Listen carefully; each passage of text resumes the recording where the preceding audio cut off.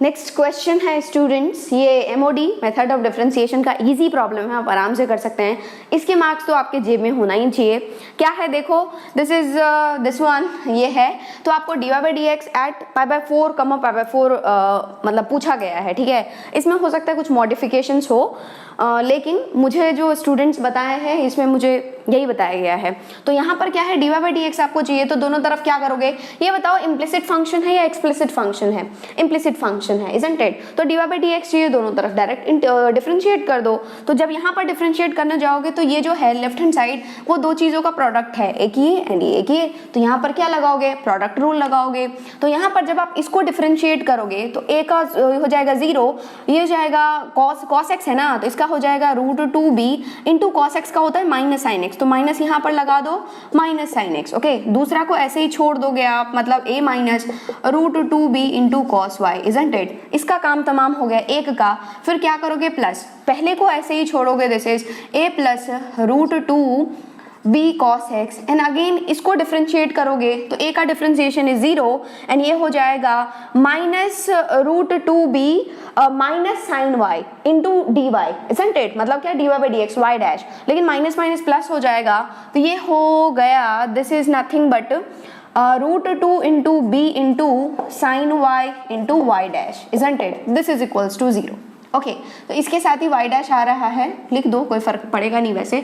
तो बस अब क्या करना है, y डैश फाइंड करना है एट π/4 π/4, तो x का वैल्यू π/4 रखोगे, y का वैल्यू भी π/4 रखोगे। तो जब आप π/4 रखोगे तो ये हो जाएगा minus √2b sign π/4 is 1/√2 into यहाँ पर a minus √2b cos y, मतलब cos π/4 इज 1/√2। वैल्यूज इन्होंने बहुत सुंदर दिया हुआ है, आराम से आ जाएगा।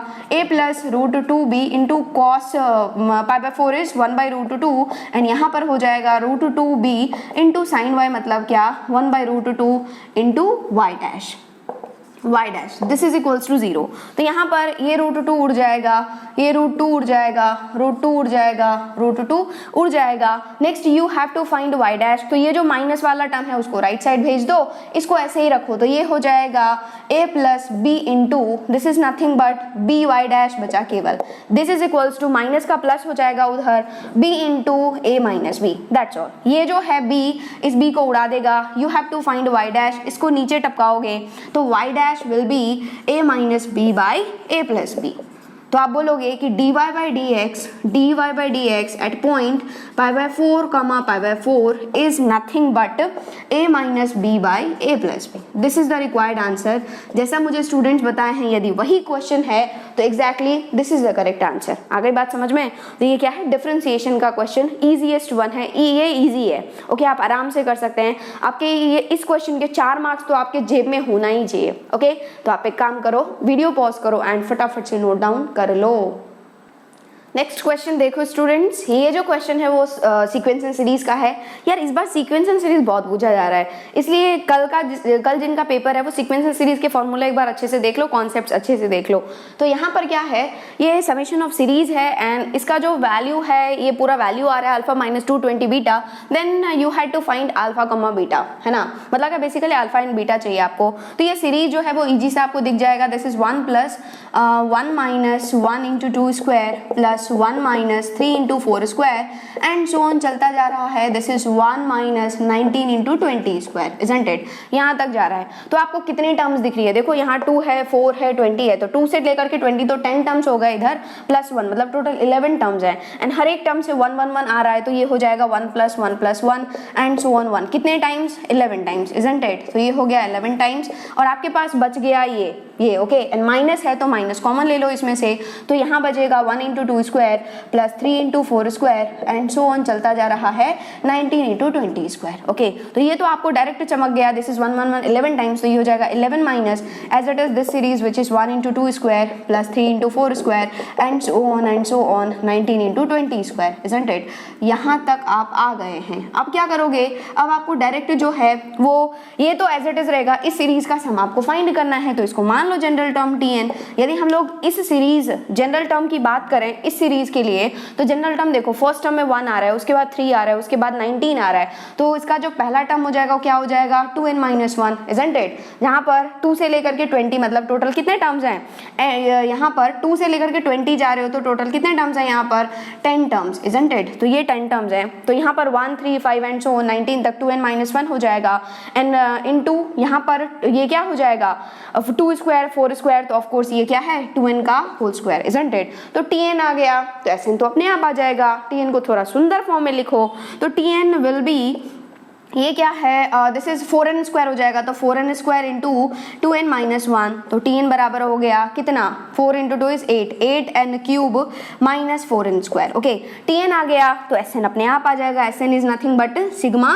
Tn, तो सिग्मा पहना दो Tn को, तो यहाँ पर Sn आ जाएगा सिग्मा Tn, तो यहाँ पर 8 तो कांस्टेंट है बाहर आ जाएगा, sigma n cube will be क्या होता है n इंटू n+1/2 का होल स्क्वायर, मतलब n स्क्वायर इंटू n+1 का whole square whole divided by 4, isn't it? And यहाँ पर -4 sigma n square will be क्या हो जाएगा n into n+1 into 2n+1 whole divided by 6। अब इसको सिंप्लीफाई नहीं करना आपको, बस यहीं पर सब्स्टिट्यूट करो। 10 टर्म्स की चाहिए ना, तो n बराबर क्या है 10 है, तो पुट कर दो 10, तो ये हो जाएगा S10, this is equals to, ये तो उड़ा ही देगा आ जाएगा 2, तो 2 इंटू यहाँ पर 10 मतलब क्या 100 इंटू ये 11 का होल स्क्वायर मतलब क्या 121, isn't it?